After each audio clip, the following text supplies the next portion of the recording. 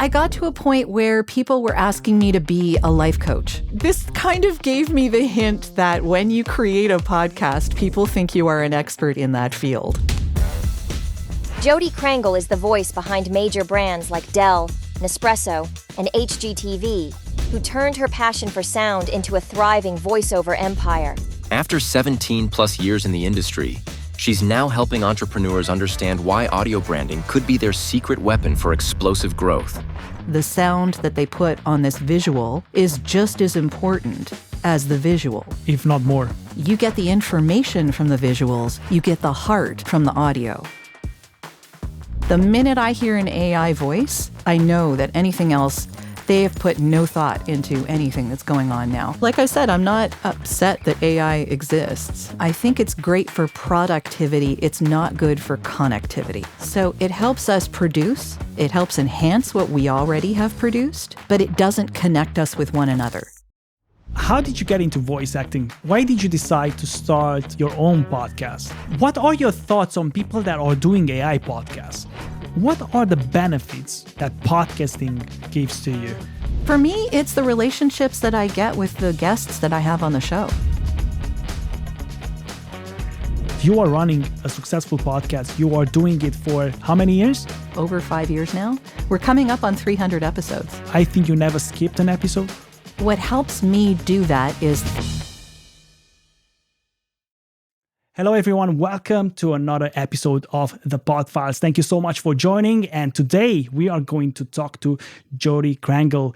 And this is going to be an interesting one because the first time I met Jodi was on her own podcast, on Audio Branding Podcast. And it was an amazing experience. It's actually one of the best hosts I ever met because she really has a process on how to onboard you and everything. And I even got a gift from her. And I'm still using that mug every day.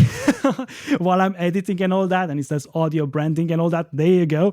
It was great. And now I wanted to give her the stage to talk about audio branding and the voiceover profession. And she's also a podcast host, obviously. So she has a lot to teach us about voiceover acting, podcast hosting, audio branding, and everything. So there's going to be a lot of topics today, and I'm pretty sure you're going to enjoy this one. So, Jodi, welcome to the show. How are you?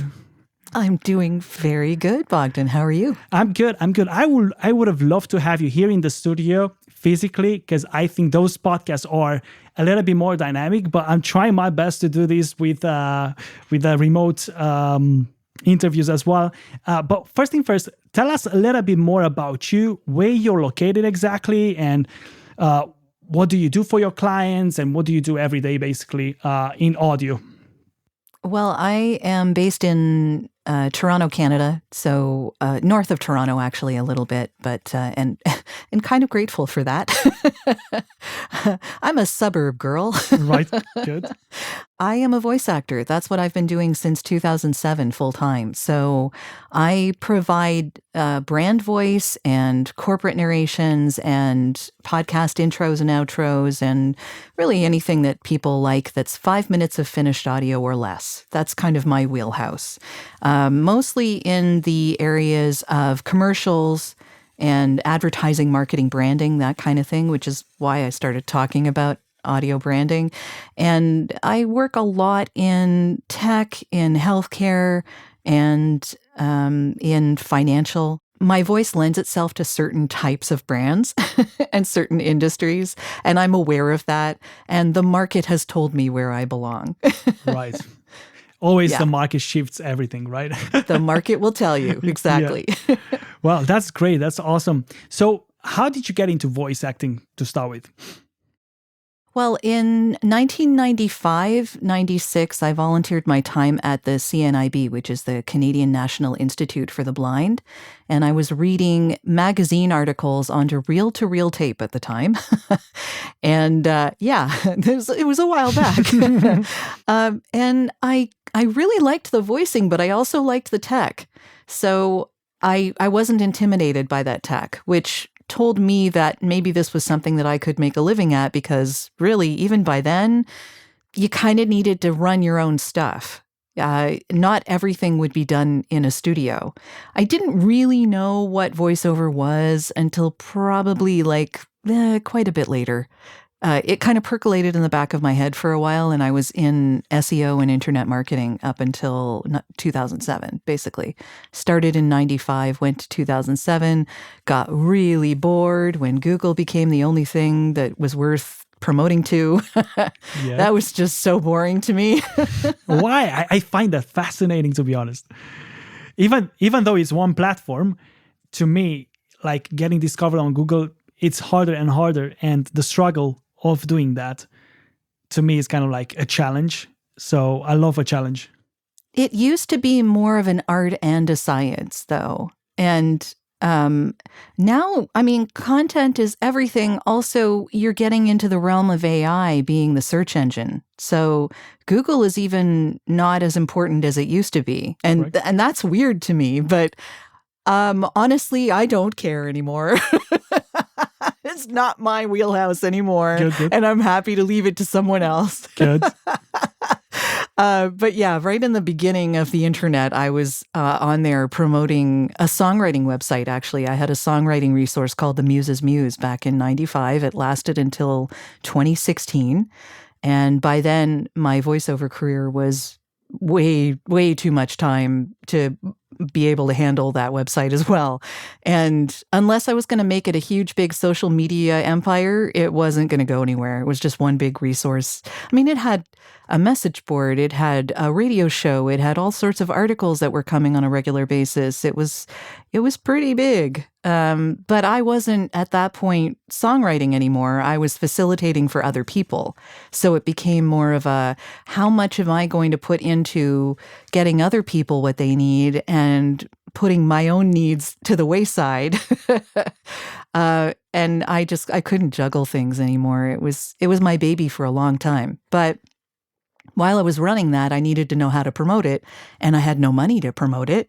Yes. So I learned how to promote it by getting regular listings on Google, by, just the regular organic listings on Google, and making sure that it was up there and when people were looking.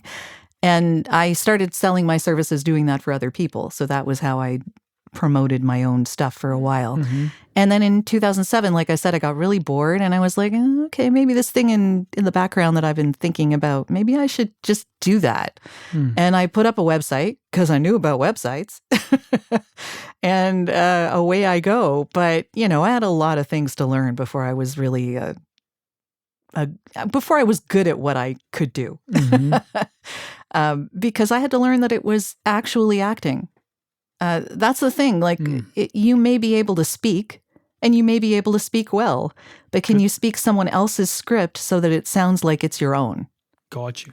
Yeah, that's important. And it is acting. That is acting. It's having a dialogue with someone. So no matter what script you have, someone asked you a question and you're answering that question. So did you study in this field at all, in voice acting or acting in general? I didn't really take any straight acting.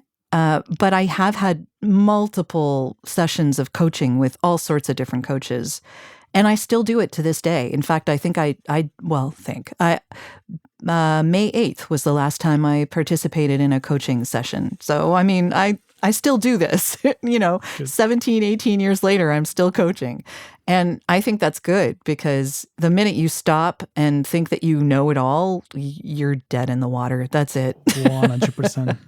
Why did you decide to start your own podcast? Because this show is about, people starting podcasts or starting like some sort of content marketing. And I would like to see what brought you to this idea of, I want to start an audio branding show, right? So when did that light switch on? Well, it didn't necessarily switch on specifically to audio branding until a bit later. I was in a business mastermind, and a lot of the people in the business mastermind were starting podcasts. And this was 2018, I think.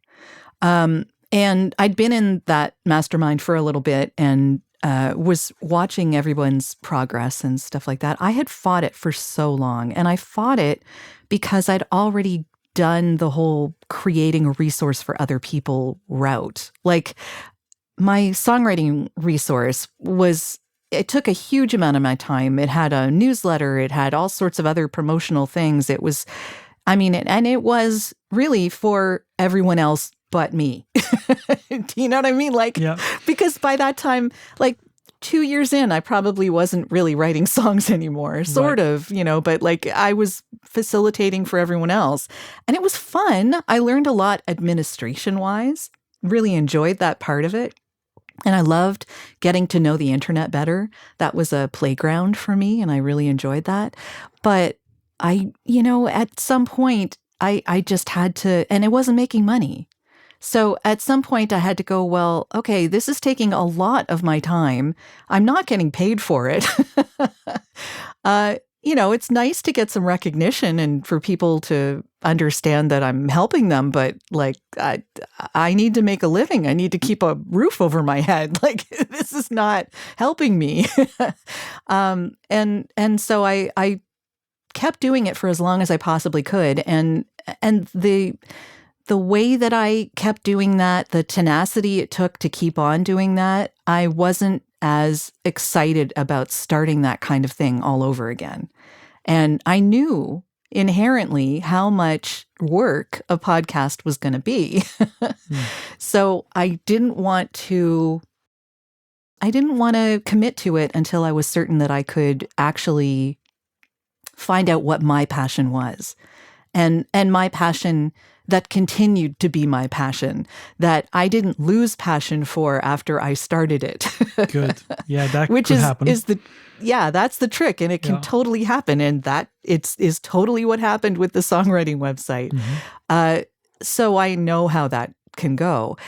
But when I first started to experiment with podcasts, I actually made something called Jodi's Silver Linings, which was, I had no idea what I was going to do. This was it was 30 episodes, and it was all about self-care for creatives. That was its byline. Okay, love that. And, it was just sort of things that were common sense, I thought, because I was a little older and, I wasn't as enamored of taking photos of everything that I ate and every little thing that happened because I wanted to experience that moment.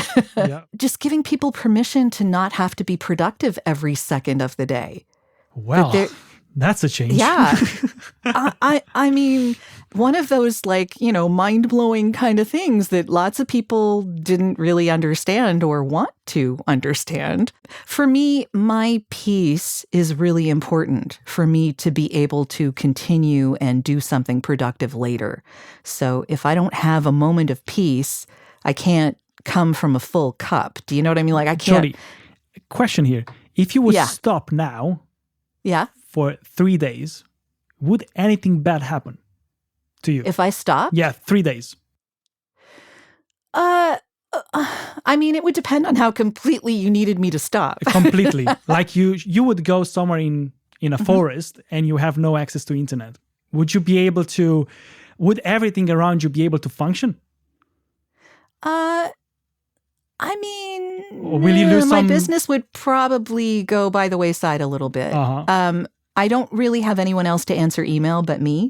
And that's kind of by design. Yeah. I do that on purpose. Good. Because I like to be involved in that. I don't want anyone else answering emails for me. That's pretty personal. If I had access to my email and that was it, I could probably run my whole business. Okay, and cool. nothing would nothing bad would happen. It doesn't mean I have to do the thing immediately as soon as I get that email, but just being able to communicate with people and let them know I'm not going to be available for a few days. I could even technically set an away message on my email, and it would probably be okay. Well, that's the problem in nowadays. It is a problem. The way we live today is crazy. Especially for the people that run their own businesses or they're sole traders. If you do stuff for yourself, you always aspire for something more and never stops, right? Because you can. Yeah, it's true. You can, right? When you work for, let's say, a corporation, another business, you have a 9 to 5, you go to work and then you come back and that's it, right? It's nothing It's not exciting, but it's stable. Yeah, if you that can makes leave sense. it at work. Yeah. So But you yeah, said that you started this concept. It wasn't audio branding just yet, right? So it wasn't. No. So how did you get into audio branding from there? Well, I got to a point where people were asking me to be a life coach. Wow. So this kind of gave me the hint that when you create a podcast, people think you are an expert in that field.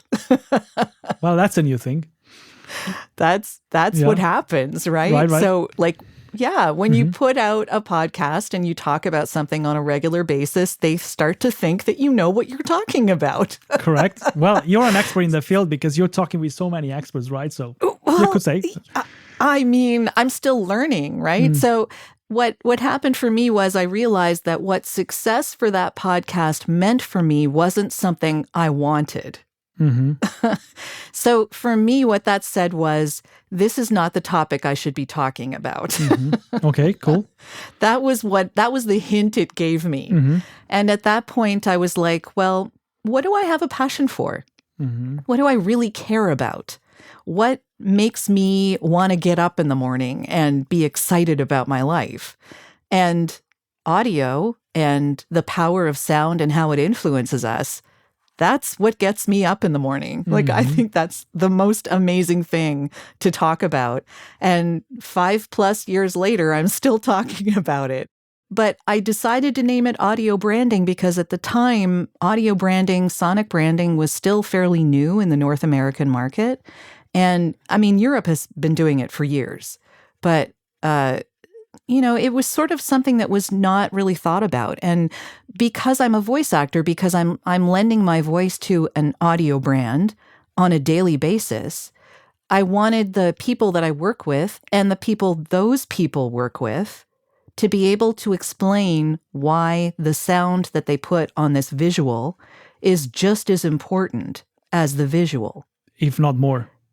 Well, I mean, I've been talking about this for a long time, and the way that I put it is that you get the information from the visuals, you get the heart from the audio. You get the heart from the sound. I can talk in my microphone here, Yeah. and now I can talk here. Now nobody can hear me. Nothing. It's so strange. It sounds bad, right? Yeah, and yeah. people, like, my video is crisp. It's really good, right? But if the audio is really bad, then obviously stuff starts to fall. It's not, People will tune out. Yeah, exactly. But yeah, it's one of those things where you get your emotional cues from the audio, from the sound. Like, turn off the sound on a movie.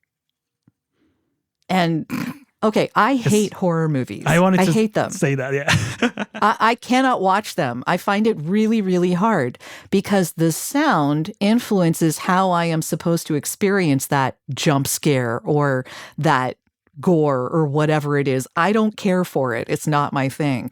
But if someone turns off the sound on one of those movies, I can watch it, no problem. Doesn't really give me anything. It doesn't bother me, but okay.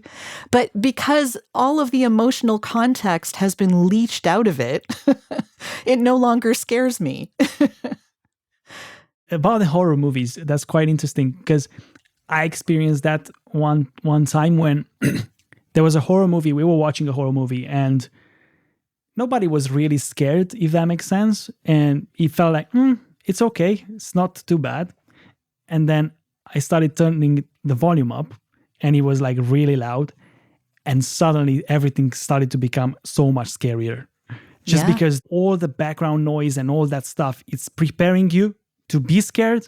And it's created in such a way that is going to influence your emotions and everything. I think, especially on horror movies, sound design is so important. But obviously, in other types of movies, and because I actually worked a little bit on sound design at my university while I was studying music production. I had a course that was sound design, and I had to create the entire scene of Avatar, one of the scenes, with running through the forest and everything. And it was important what type of music you put in there, because if you put some calm music, like really relaxing music, it will not fit the narrative and stuff like that. So it's really important to get that right.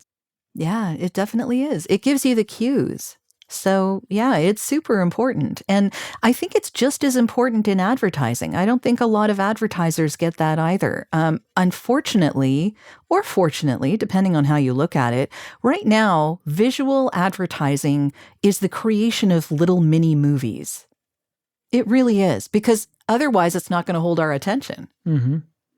And we are inundated, like advertising, marketing, branding, it's everywhere. There's so much, I say noise, but really it's clutter. Mm-hmm. It just becomes a bunch of clutter. And if you're not putting out a really good product that has the whole package, that is a mini movie in and of itself, with sound design, with good voiceover, with awesome visuals, all of them work together to create a piece that is going to command attention. And if you can't command attention now, you're going to be lost in a sea of average. And that's what happens, unfortunately, with AI, because when you start getting into the whole AI thing, the minute I hear an AI voice, I know that anything else, they have put no thought into anything that's going on now. Mm-hmm. And I see a ton of those on YouTube now as pre-rolls. Mm-hmm. Like they're selling the latest scam, whatever it is. But it especially sounds on like advertising, a scam. especially on advertising. Yeah, it sounds bad, and it sounds like a scam, like you said. And I've seen that It does. over and over, especially on social media. They're taking the visuals too, though. Like, have you seen this? Because I've seen like the videos where there's a person there. Mm-hmm. I know it's AI because their mouth is moving, but their eyes are not. Yeah. Yes. That's how I can tell. Yeah. It's an AI person they created. It may be a real person, and there are words coming out of that person's mouth that they would probably never say. Mm-hmm. I've seen that a lot. And their eyes are not moving at all. Like their cheeks, like nothing. There's no facial expression that's mirroring what they're saying. And it's really disconcerting, first of all. And such a scam. You know it's a scam. It's a scam, and it's also it feels very dystopian to me, honestly. That's the word I would use. Well, AI, I find AI sometimes useful if you use it as a creative choice, if that makes sense. Oh, yeah. Right? Obviously, the budget is different as well in many cases. I mean, yeah. And I understand that some people are going to use it, and those people are likely never going to have reached out to me in the first place. So it's not jobs that I've lost. It's just jobs I never had. Coca-Cola or Pepsi or like really big brands would they have to be. They have to be very, any business that wants to make a connection with their audience needs to be very conscious of the fact that they use real human voices, because we need to connect to human beings. If you use an AI voice, that AI voice has nothing behind it. You're reaching other AI.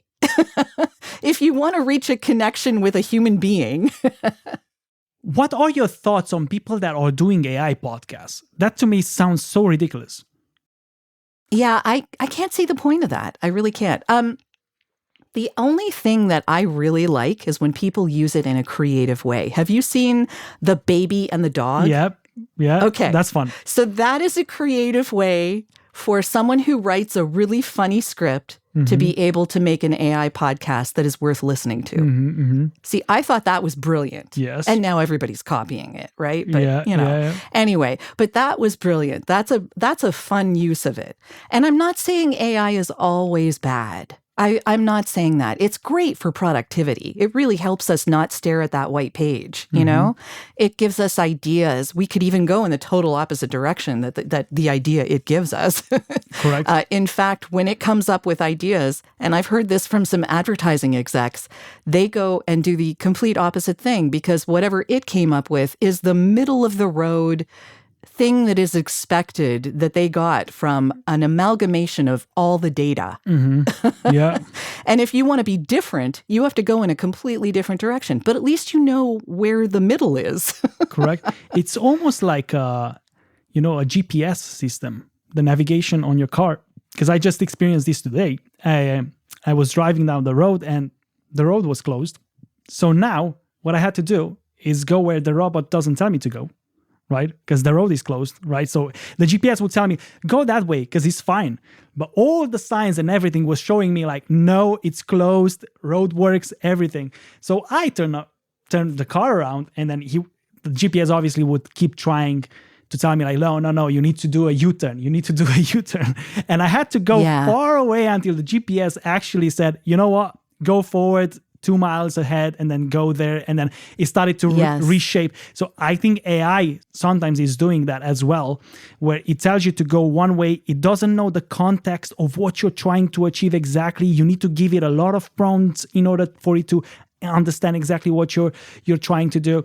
Yeah, it's good for tedious tasks sometimes, or anything like that, or like come up with some ideas to spark some creation or analyze huge amounts of data. Yeah. It's interesting time we live in. We should see it as an opportunity, but at the same time, it's shaping the internet in a way in which I don't like. So if I go now on Google, let's say I land on an article, I can straight tell instantly that it's AI generated. What's the value of that article to me, right? Yeah, very little. Yeah. Human creativity is something that I value and still value. And I don't know that, I think that AI is something that we can use creatively, but it needs to be used by us, not replacing creativity, if that makes 100%. Any sense. Like, for instance, the baby and the dog podcast interview is a creative way of using AI that never would have worked unless you had that opportunity to use it, right? And I love how creative that was. But it was a showcase then for a humorous writer to showcase their work, right? So whoever's making that is a fantastic comedian. Got you. Right? Yeah. So it showcases different things, which I think is awesome. There are many, many different ways to use this that can be beneficial for humans. It's just when we try to use it like, I don't know what that program is called, where you can write a song and then press a button and say, I want it sung in the style of, and in 5 minutes it has a song for you. I've seen that. Well, I mean, okay, it doesn't do horrible. Like, actually, it's better than I thought it would be. Yeah. But that's not human creativity. It doesn't connect to me in any way, because you hear that music and it's like no connection whatsoever, and definitely it's not going to get on radio. Maybe one AI song will get there at some point, but honestly, there's so much effort in, and I remember while I was producing music for myself and I was talking with producers, we would think over every single nuance of that song, from the hi-hat to the pads to the guitar, the way you would play, like everything would be so engineered and so well prepared that there's no room for getting it wrong, because then the record label would say, I don't really like that because it's not really catching me or anything like that. AI music is just some fluff. It just sounds like fluff, right? So it's just you could have it maybe as a music bed in the back of something, but still, is that really providing the right support for whatever you're doing, you know? This is interesting, though. I was just speaking with a friend of mine who is using AI in order to take the tapes that he made 20 years ago, restore, clean up things, and then maybe add an instrument or two here and there in certain spots. And that's a brilliant use of it. Of course. Like I that's perfect. That's really what it's made for. You know, to take what we already have and enhance it. That's human creativity right at its peak. And restoration is really, really good. It wasn't possible until recently to take a really bad recording, and you can use Adobe Enhance. Probably you're familiar with that. If you're not, you can use it for podcasts too. Yeah, so Adobe Enhance, you can upload the recording there, which is like, let's say, a laptop recording, and it gives you a fairly clean recording. It still may have loads of errors here and there. Sometimes I need to cut words entirely because the AI interprets that voice in such a weird way and it shapes the voice in a weird way. But at least there's some sort of solution. If worst case happens, you can definitely use that to restore the audio, which it was even with Isotope RX, right? Very good software for restoration and everything. It cannot do what that does. It's a one push button, right? One press of a button and it does whatever the result is. That's it. You cannot shape much about it. But at least there's another thing you can do to see if you can save a recording, for example. So that's what AI, in a way, gave us in a positive way. So, and it's a great thing. Like I said, I'm not, upset that AI exists. I do think it has its place. And I've also said this before, I think it's great for productivity. It's not good for connectivity. So it helps us produce. It helps enhance what we already have produced, but it doesn't connect us with one another. Unless you're using it the way the Baby and the Dog podcast is using it. In a creative way. Yeah. For extra creativity to make your imagined thing a reality, which I think is a great use of it. Yeah. I've seen all sorts of crazy stuff using AI, so that's pretty cool. Before we dive back into the episode, I want to give a quick shout out to SaaSpod. Not only are they the masterminds behind this podcast, but they also power dozens of other shows you know and love. SaaSpod offers a flexible pay-as-you-go podcast production service that grows with you. Whether you need help choosing the right equipment, booking guests, editing, or setting up your podcast, they've got you covered. The best part? The team at SaaSpod isn't just professional, they make the entire process fun and stress-free. If you've been sitting on a great podcast idea, now it's the time to bring it to life. Visit SaaSpod.com and use the code TPF2025 to get 20% off your first production package. That's TPF2025 for 20% off. Alright, let's get back into the episode. You are running a successful podcast. You are doing it for how many years? I started it in November of 2019, so it's over 5 years now. We're coming up on 300 episodes. Amazing. So let's celebrate that, right? So 300 episodes is a lot of episodes. So, and from my discussion with you, I think you never skipped an episode. There was no scenario like that? No, I have not. No. What helps me do that is that when I have an hour-long episode, I split it into 2 parts. So one interview will last for 2 weeks, which really helps as far as buffering is concerned. And you also are quite ahead with the episodes as well, from what I understand. So that's also good. Because I remember when we recorded our episode, it came out maybe 1 month or 2 months later or something like that. Yeah, it might have been almost 3 or 4. And it's about that right now. Yeah. Because we have interviews already in the can that need to be edited. And then I'm usually about 4 to 6 weeks ahead. From a productivity perspective, I want to educate my clients to do the same. Obviously, not every podcast would be able to do this, because some people want, the episodes to come up, quite quick, because the topic is maybe relevant within that time. And all of my podcast episodes are evergreen, so they could come out really at any time. Good. I think you'll probably know when they came out, because we're talking a lot about the pandemic, or we're talking a lot about AI. Yeah, exactly. You'll have an idea of when they came out, but there's nothing in them that says you can't listen to this 5 years later and still get something from it. What are the benefits that podcasting gives to you? For me, it's the relationships that I get with the guests that I have on the show. That's really why I have this, because I want to raise all boats for all of us who work in sound. That is really my upper level reason for having this, right? And to let people know how important voiceover can be in their end product as well. That, of course, is important to my job, right? But also, I want to give the agency people and the people that I have on my podcast the ability to explain to the people they work with why it's important. So that's important as well, giving them fodder to explain why what they do is important to their end clients. And the relationships that I get, that I foster with the people who are on the podcast are wonderful. It's great to get to know people better, maybe that I've already worked with or that I may work with in the future. I know, for instance, when I had Cornelius Ringer on the podcast, he works with a company called We Sound in Germany, and he also runs the International Sound Awards. Wow. So I've become a judge on the International Sound Awards. so I've been doing cool. it. This will be the 3rd year now. I love it. It's such a great reason to have an awards show. How can you compete into that? How can you get into it? Yeah.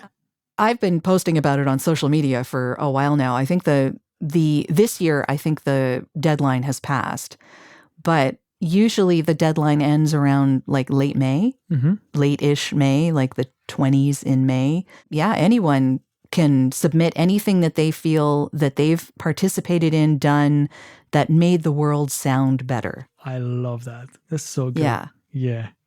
So, it could be advertising, it could be an app, it could be an initiative that they did that was live. Like, I think one time we had a company that would go around they were like trucks. Basically, they were like movable trucks that had sound in them for people to have roving concerts and stuff like that. Wow, that's so unique. And yeah, like it was just, and everything was in the truck. Like it was a big back end, and you'd open up the cargo area, I guess, and everything would be in that area so that you could have a concert impromptu wherever you parked the truck. Like it was just such a great idea. Initiatives like museum tours and stuff like that are specifically focusing on how people experience the sound as they walk through, and all sorts of things. Apartment buildings or places where the sound is really thought out. Hospitals. 1 year, I think a children's hospital won for the soundscapes that they had in that hospital. Oh, that's so cool. So Yeah. all sorts of stuff. Really interesting. The sound is stuff. such an important part of our lives. Yeah. If you live in a busy city where there's a lot of noise pollution, you won't know how bad of a life you have until you move out from that city. And I experienced that myself. Southampton, where I used to live, I used to live in the city center, and cars were passing by really, really loudly, and people were drinking on the street, and they would get drunk and they would scream, and it would be a nightmare. I was living very close to a club, and one of my friends, who's a DJ, right, and he's my friend, I call him, man, I'm trying to sleep. It's 2 a.m. in the morning, right? It's Monday already. Bring the music down, right? And he was like raving in the club. So he actually turned the bass down only for me. Oh, wow. Yeah. Good friend. He's a good friend. Shout out to Raresh if he sees this podcast. But yeah, he's a DJ, and he has done that for me, which is funny. Well, I would go sometimes to the party myself. Obviously, when that happens, I wanted the music to be as loud as possible. So it's biased.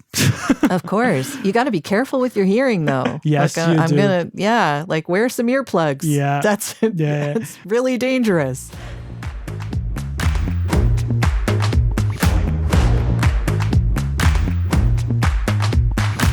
I will have you choose 2 or 3 random questions, depending on how long the answers are, from my mystery box.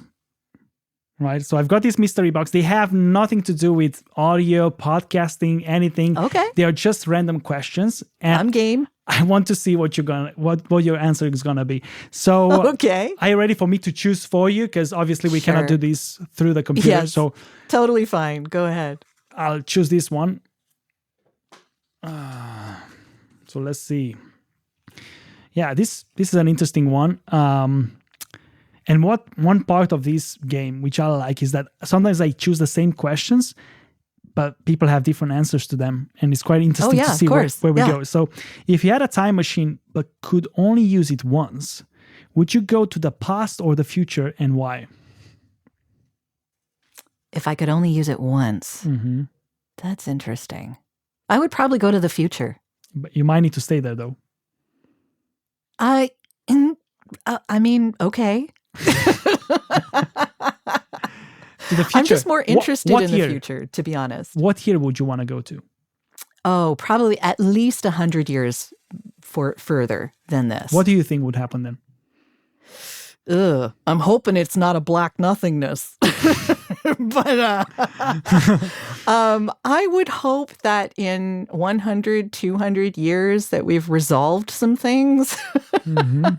Well, Maybe there are actually flying cars. Maybe this AI thing has settled down and we've figured out how to use it to our advantage, and maybe it's as helpful as it has the potential to be. mm-hmm.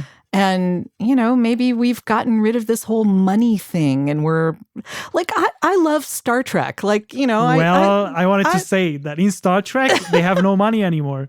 Yeah. So I reference Star Trek quite a lot because Star Trek is such a good show.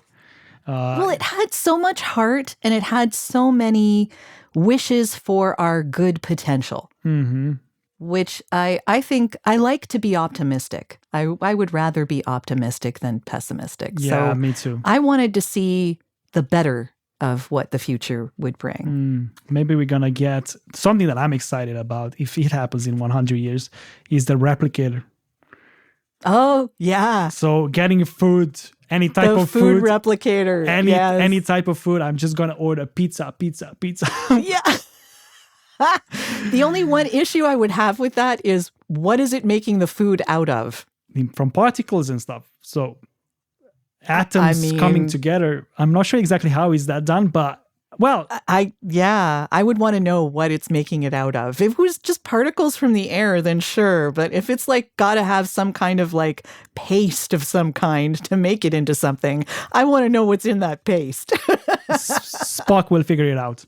I know. Yeah. Awesome. Yeah. I'm way over analyzing this. Right. 100 years in the future. Well, I love that. I love that answer. I would probably go to the future as well. Going in the past doesn't sound appealing to me. I know what happened. And you know what happened, roughly at least, right? Yeah, and roughly. You know that people had a really, really bad life. It wasn't fun. Yeah.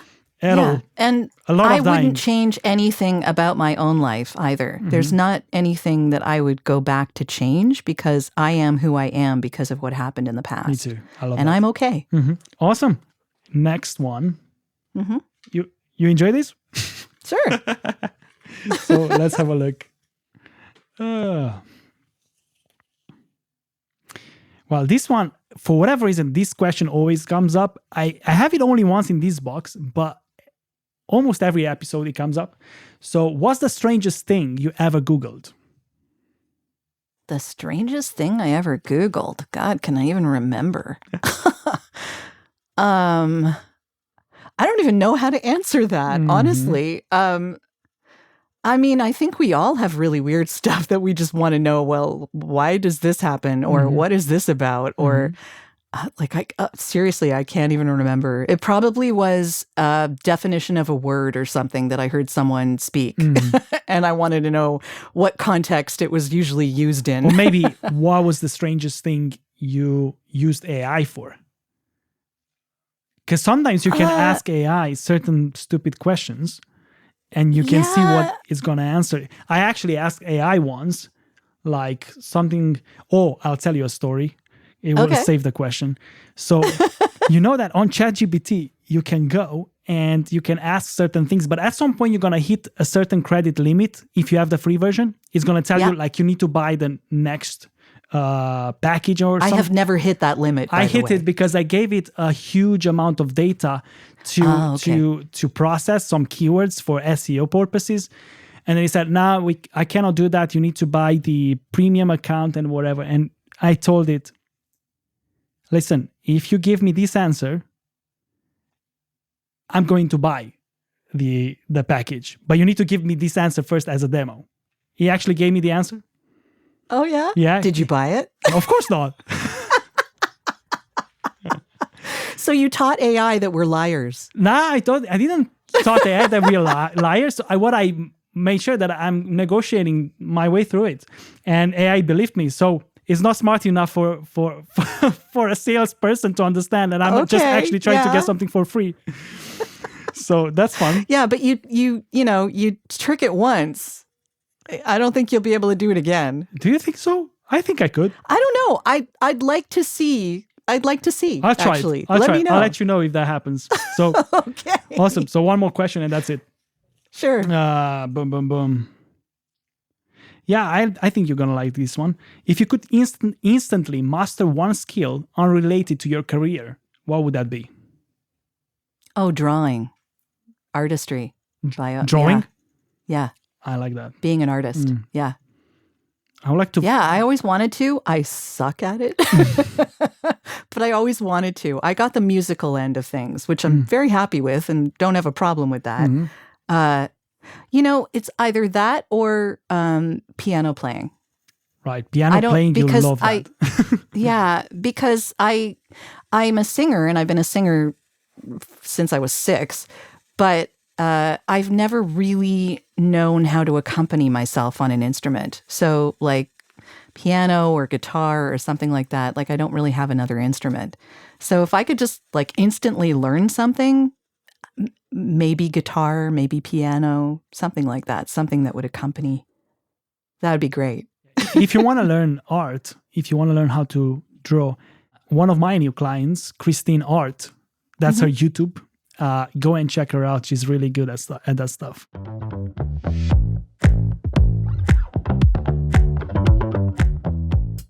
What was your most significant professional success so far in audio? That is a good question. I a lot of what I do is what I call unsexy. So a lot of what I do is internal presentations, corporate narration, things that don't see the light of day, a lot of it. So, and I love it anyway. They need a voice for that too. But, I've done broadcast for Dell. I've done TV narration for a spin-off of the Property Brothers called Buying and Selling. That was back in like 2011. I've done some documentary work. I love the commercials, though. The commercials are my lifeblood, and that's, again, why I talk about audio branding, because it's so important. And yeah, I love the psychology behind it. But yeah, probably the most successful thing that people would recognize would be the 1.5 years that I did TV narration for Buying and Selling. What's your favorite Sonic logo? Do you have a favorite one? I do have.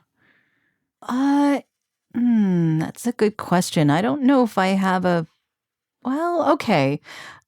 I kind of love the Netflix one. Badum. Ba-bum.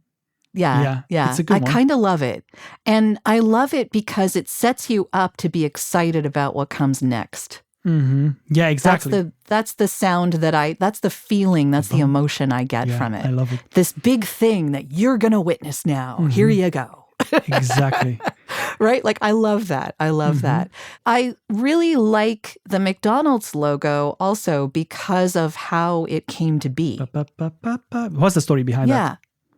So it was originally a Justin Timberlake song. It sounds like a Justin Timberlake song if you think about it. Yeah, so way back, it was a Justin Timberlake song, and that was the chorus. Right? The I'm loving it part was the chorus. So they had him sing it for like 1 year, and then they commissioned someone else to be a sound-alike, or they made like an offshoot of it was still the same song, but someone else was singing it, so they didn't have to pay him licensing fees, right? Okay. And then it got distilled down to only the chorus, and then from there, the mnemonic that came from the chorus. So it kind of developed over time into what it is now. So that da-da-da-da-da, like that is, and you can make that sound so many different ways depending on what tempo you use, what instruments you use, what song it's in the middle of. Like, you can add jingle bells on it and make it, like a holiday iconic. commercial. It's an iconic one. All sorts of different ways. It's just so versatile. So I love it. I'll tell you my favorite one. Yeah. So, the one from Microsoft, and it was back in the 90s or 2000, where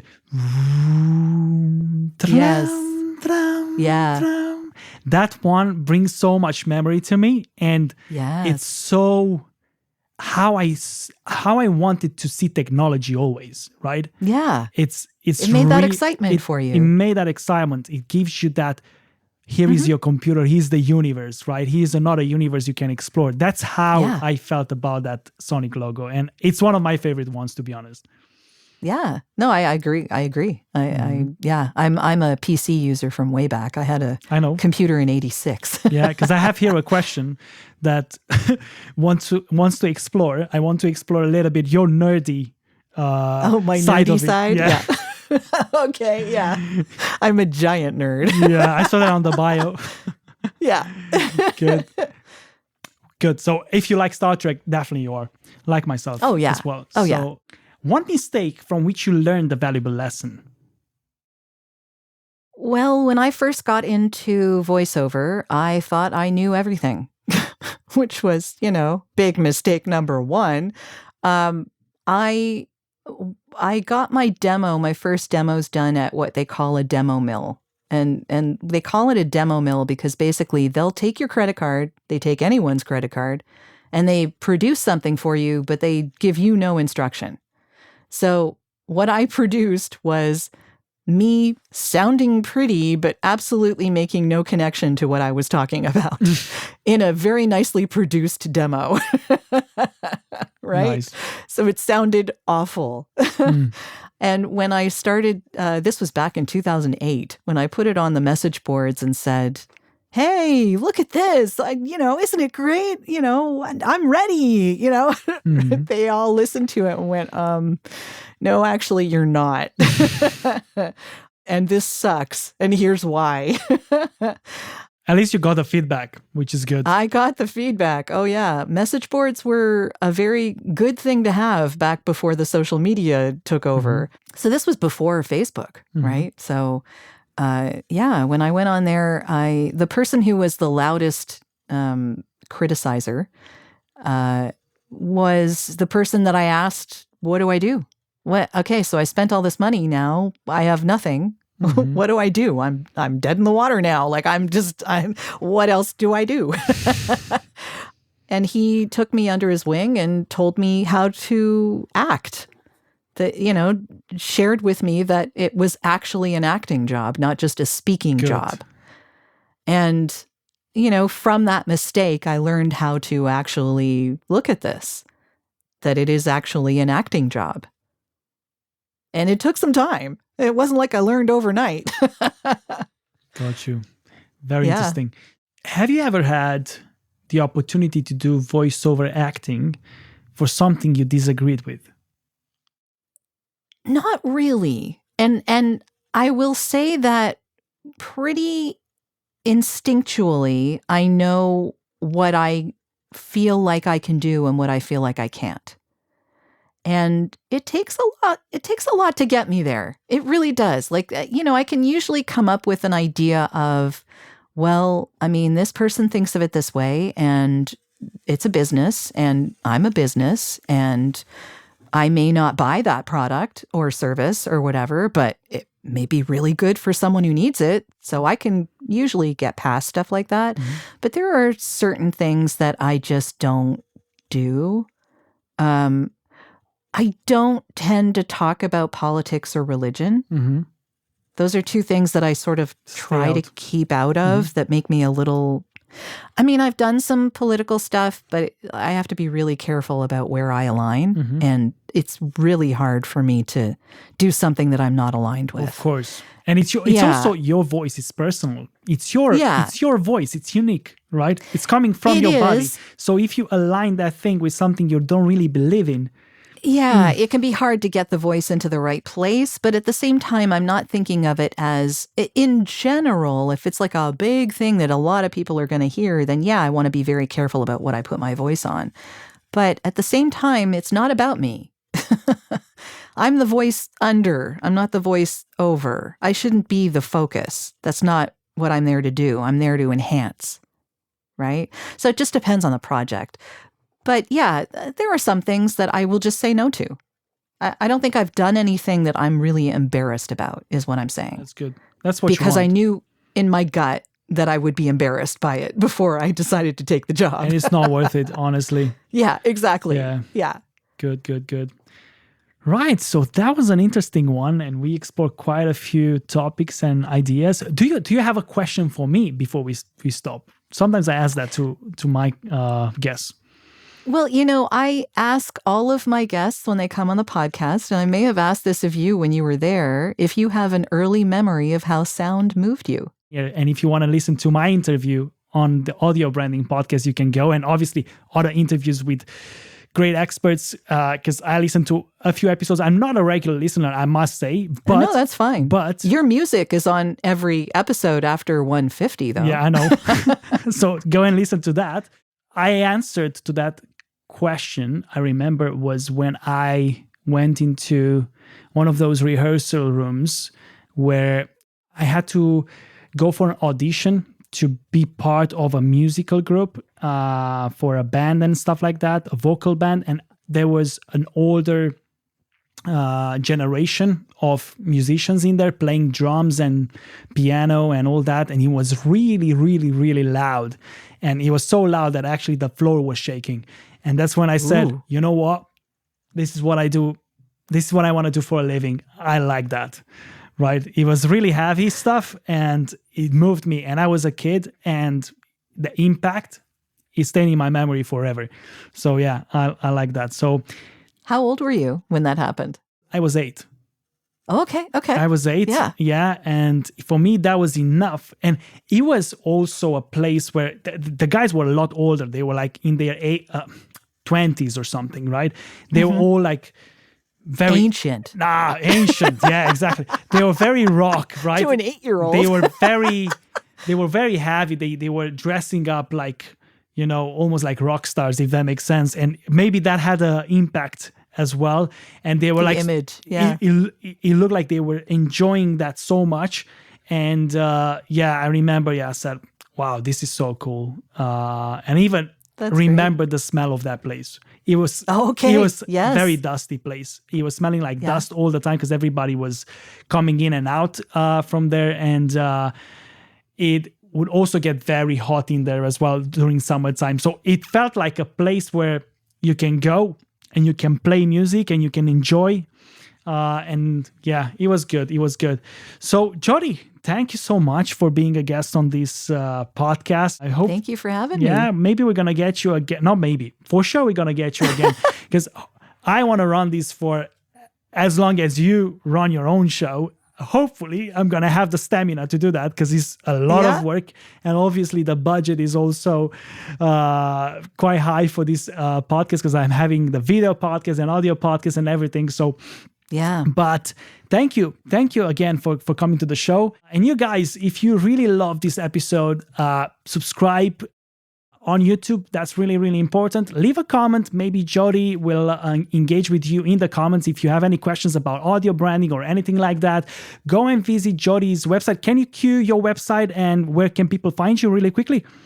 Sure. It's voiceoversandvocals.com, and you'll find information on the podcast there too.